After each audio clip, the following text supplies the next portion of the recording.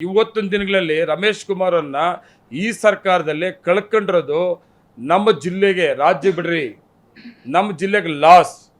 ನೋಡಿಪ್ಪ, ನಾವು ಕಾಂಗ್ರೆಸ್ ಪಾರ್ಟಿಯವರು 4 ಗೋಡೆ ಒಳಗಡೆ ಏನೇನು ಮಾತಾಡ್ಕೊತೀವೋ, ಆದರೆ ಈಗ ಈ 4 ಗೋಡೆಯಿಂದ ಆಸೆ ಹೋಗಿ ಮಾತಾಡಬಾರ್ದು. ಹೈಕಮಾಂಡ್ ತುಂಬ ಸೂಕ್ಷ್ಮವಾಗಿ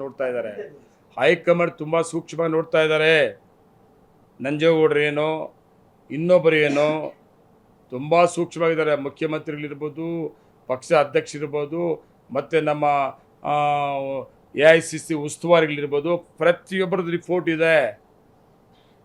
ಅದರಿಂದ ಕಾಂಗ್ರೆಸ್ ಪಾರ್ಟಿಗೆ ಡ್ಯಾಮೇಜ್ ಆಗೋ ರೀತಿಯಲ್ಲಿ ನಾವಂತೂ ಸ್ಟೇಟ್ಮೆಂಟ್ ಕೊಡಲ್ಲ. ಯಾರಾದರೂ ಕೊಟ್ಕೋತಾರೋ ನನಗೆ ಗೊತ್ತಿಲ್ಲ. ನಾನು ಹೇಳೋದೇನೆಂದರೆ, ಇವತ್ತು ಒಳ್ಳೆ ಸರ್ಕಾರ ಇದೆ, ಒಳ್ಳೆ ಮುಖ್ಯಮಂತ್ರಿಗಳಿದ್ದಾರೆ, ಜಿಲ್ಲಾ ಮಂತ್ರಿ ಒಳ್ಳೆಯವರಿದ್ದಾರೆ, ಅವರ ಸಹಕಾರ ತಗೊಬೇಕು.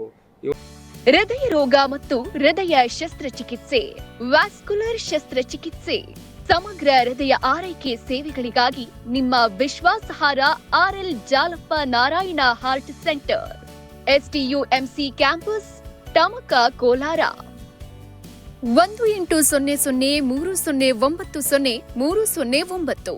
ಇವತ್ತು ಡಿಸ್ಟ್ರಿಕ್ಟ್ ಡೆವಲಪ್ಮೆಂಟ್ ಚರ್ಚೆ ಆಗಬೇಕು. ಎಲ್ಲೋ ಒಂದು ಕಡೆ ನೋವು ಆಗ್ತಾ ಇರೋದೇನೆಂದರೆ, ನಾವು 4 ಜನ ಕಾಂಗ್ರೆಸ್ MLAಗಳು, ಕರ್ನಾಟಕ ರಾಜ್ಯದಲ್ಲಿ ಕಾಂಗ್ರೆಸ್ ಸರ್ಕಾರ, ಜಿಲ್ಲೆ ಬಗ್ಗೆ ಯೋಚನೆ ಮಾಡಬೇಕಾಗಿದೆ. ನಾನು ವೈಯಕ್ತಿಕವಾಗಿ ಹೇಳೋದಾದರೆ, ಇವತ್ತಿನ ದಿನಗಳಲ್ಲಿ ರಮೇಶ್ ಕುಮಾರನ್ನ ಈ ಸರ್ಕಾರದಲ್ಲಿ ಕಳ್ಕೊಂಡಿರೋದು ನಮ್ಮ ಜಿಲ್ಲೆಗೆ, ರಾಜ್ಯ ಬಿಡ್ರಿ, ನಮ್ಮ ಜಿಲ್ಲೆಗೆ ಲಾಸ್. ನಾನು ಯಾಕಂದರೆ 5 ವರ್ಷ ನಾನು ರಮೇಶ್ ಕುಮಾರ್ ಶಾಸಕರಾಗಿದ್ದಾಗ 5 ವರ್ಷದಲ್ಲಿ 1 ವರ್ಷ ಮೈತ್ರಿ ಸರ್ಕಾರ ಇಂಥ ಸಂದರ್ಭದಲ್ಲಿ ಯಾವ ರೀತಿ ನಮ್ಮನ್ನೆಲ್ಲ ಮೀಟಿಂಗ್ ಮಾಡ್ತಾಯಿದ್ರು. ಒಬ್ಬ ಸೀನಿಯರ್ ರಮೇಶ್ ಕುಮಾರ್ ಅವರು ಎಲ್ಲ MLA ಕರೆದು ಡಿಸ್ಟ್ರಿಕ್ಟ್ ಬಗ್ಗೆ ಚರ್ಚೆ ಮಾಡುತ್ತದೆ. 1 ವರ್ಷ ಮೈತ್ರಿ ಸರ್ಕಾರದಲ್ಲಿ. BJP ಸರ್ಕಾರ ಇದ್ದಾಗ ಕೂಡ 2 ತಿಂಗಳಿಗೋ 3 ತಿಂಗಳಿಗೋ MLA ಕರೆದು ಮಾತಾಡ್ತದ್ದು ನೆನಪಾಗ್ತದೆ ನನಗೆ. ಇವತ್ತು ಯಾರು ಪಾಪ ಮುನಿಯಪ್ಪ ಜೀವರ್ ಅವರು ಇಲ್ಲವರಪ್ಪ. ಇವತ್ತು ಕೋಲಾರ ಜಿಲ್ಲೆಗೆ ಸಂಬಂಧ ಇದ್ರೆ ಮಾಡವ್ರೆ. ಅವರೆಲ್ಲೋ ಒಂದು ಕಡೆ ಗ್ರಾಮಾಂತರ ಜಿಲ್ಲಾ ಮಂತ್ರಿಗಳಾಗವ್ರೆ. ಏನಪ್ಪ, ಇವತ್ತು ಸಂಬಂಧ ಇಲ್ದಿರ ಆಗಿದೆ. ಇವತ್ತು ನಾನು ಹೇಳೋದು, ನಮ್ಮಲ್ಲಿ MLAಗಳು 4 ಜನ MLA ನಮ್ಮ ಒಗ್ಗಟ್ಟನ್ನು ನಾವು ತಗೊಂಡೋಗಿದ್ರೆ, ಮುಖ್ಯಮಂತ್ರಿಗಳು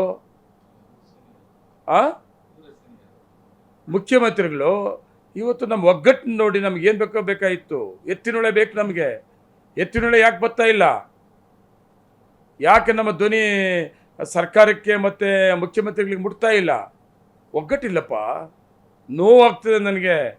ಇಂಥ ಸರ್ಕಾರದಲ್ಲಿ ಎಂತೆಂಥ ನಾವು ಅವಕಾಶ ತಗೊಬೋದಾಗಿತ್ತು. ಮುಖ್ಯಮಂತ್ರಿಗಳು ಕೋಲಾರ ಜಿಲ್ಲೆ ಬಗ್ಗೆ ತುಂಬ ಆಸಕ್ತಿ ಇದೆ, ಜಿಲ್ಲಾ ಮಂತ್ರಿಗಳಿಗೆ ತುಂಬ ಆಸಕ್ತಿ ಇದೆ. ಹೌದು, ಡೆವಲಪ್ಮೆಂಟ್ಸ್ ಹೇಳ್ತಾರದು. ಈಗ ಏನಾಗಿದೆ, ನಮ್ಮ ಇದಂತ ನಮ್ಮ ಕ್ಷೇತ್ರಕ್ಕೆ ನಾವು ರಿಸರ್ವ್ ಆಗಿಬಿಟ್ಟಿದ್ದೀವಿ. ಡಿಸ್ಟ್ರಿಕ್ಟ್ ಬಗ್ಗೆ ಯಾರು ಯೋಚನೆ ಮಾಡೋದು? ಬೇಕಾಗಿತ್ತಲ್ಲ ಇಂಥ ಸೀನಿಯರು ಇಲ್ವಲ್ಲ ಇವತ್ತು. ಆಯ್ತಪ್ಪ, ನಾಡು ಸಭೆ ನಮ್ಮ ಸೀನಿಯರಪ್ಪ, ವಯಸ್ಸಲ್ಲಿ ನನಗಿಂತ ಸಿಕ್ಕೋರು ಇರ್ಬೋದು. 3 ಸಾರಿ MLA ಅಲ್ವಾ? ಎಲ್ಲರನ್ನೂ MLAಗಳನ್ನ ಜಾಗದಾಗ ಕರೆಸಿದ್ರು. ಯಾರು ಬರಲ್ಲ ಅಂತಂದ್ರು. ಬರಲ್ಲ ಅಂತಿದ್ರೆ, ನೀನು ನೋಡಪ್ಪ, ನೀನು ಕರೀತಾಗ ನಾವು ಬರಲ್ಲ ಅಂತಿದ್ರೆ, ಅವಾಗ ನೋಡ್ದೇನಪ್ಪ, ನಾನೊಬ್ಬ ಸೀನಿಯರ್, ನಾನು ಕರೆದು ಕೂಡ ಈ MLAಗಳು ಬರಲಿಲ್ಲ ಹೇಳ್ಬೋದಾಗಿತ್ತು. ಹೇಮಗಲ್ದು ಮಾತಾಡ್ತೀವಿ. ಯಾಕ್ರಿ ಹೇಮಗಲ್ದು ನಾವು ಬೀದಿಯಲ್ಲಿ ಮಾತಾಡಬೇಕು? ಆಯ್ತಪ್ಪ, ನೀವು ಸೀನಿಯರ್ MLA ಅಲ್ವಾ, ನಿಮ್ಮ ಜಿಲ್ಲೆಯಲ್ಲೇ ಒಂದು ಪಟ್ಟಣ ಪಂಚಾಯತ್ ಎಲೆಕ್ಷನ್ ನಡೀತಾ ಇತ್ತಲ್ಲ, ಡೇಟ್ ಕೊಡಬೇಕಾಗಿತ್ತು. ನಾನೊಬ್ಬ ಸೀನಿಯರ್ MLA ಇದ್ದೀನಿ, ನಾನು ಇಂಥ ದಿವಸ ಹೇಮಗಲ್ ಕ್ಷೇತ್ರಕ್ಕೆ ಬರ್ತಾ ಇದ್ದೀನಿ ಅಂತ ಹೇಳ್ಬೇಕಾಗಿತ್ತು. ಯಾರು ಬೇಡನವರ? ನಾನು ಹೋಗಿದ್ನಲ್ಲ, ಕರೀದಿರ ಹೋಗಿದ್ನಲ್ಲ. ನಾನು ಒಂದು ದಿವಸ ಹೋಗಿದ್ನಪ್ಪ, ನಿಮ್ಗೆ ಯಾರಿಗೂ ಪ್ರೆಸ್ನವ್ರ ಕೈಗೆ ಸಿಕ್ಕಲಿಲ್ಲ. ನಾನು ಹೋಗಿದ್ದೆಪ್ಪ, ನಾನು ಯಾರೂ ಕರೆದೇ ಇಲ್ಲಪ್ಪ. ನನಗೆ ಬೇಕಾದ ಸ್ನೇಹಿತರು ಯಾರೋ ಇದ್ದರು, ಬೆಳಗಿಂದ ಸಂಜೆವರೆಗೂ ಅವ್ರ ಮನೆಗಳಿಗೆ ಹೋಗಿ ಓಡಾಡಿಕೊಂಡು ನಮ್ಮ ಪಾರ್ಟಿ ಸಿಂಬಲ್ಗೆ ಓಟ್ ಹಾಕಿ ಬರ್ರಿಯಪ್ಪ ಅಂತ ಹೇಳಿದೆ. ಅದೇನಾಗಲಿ, ಆ ಥರ ಸ್ಟೇಟ್ಮೆಂಟ್ ಕೊಡಬಾರ್ದು ನಾವು. ಒಳ್ಳೆ ಕತೆ ಅದೆಲ್ಲ ಮಾತಾಡೋಕೆ ಹೋಗ್ಬಾರ್ದು. ಮಾತಾಡೋ ಜಾಗದಲ್ಲಿ ಮಾತಾಡಬೇಕು.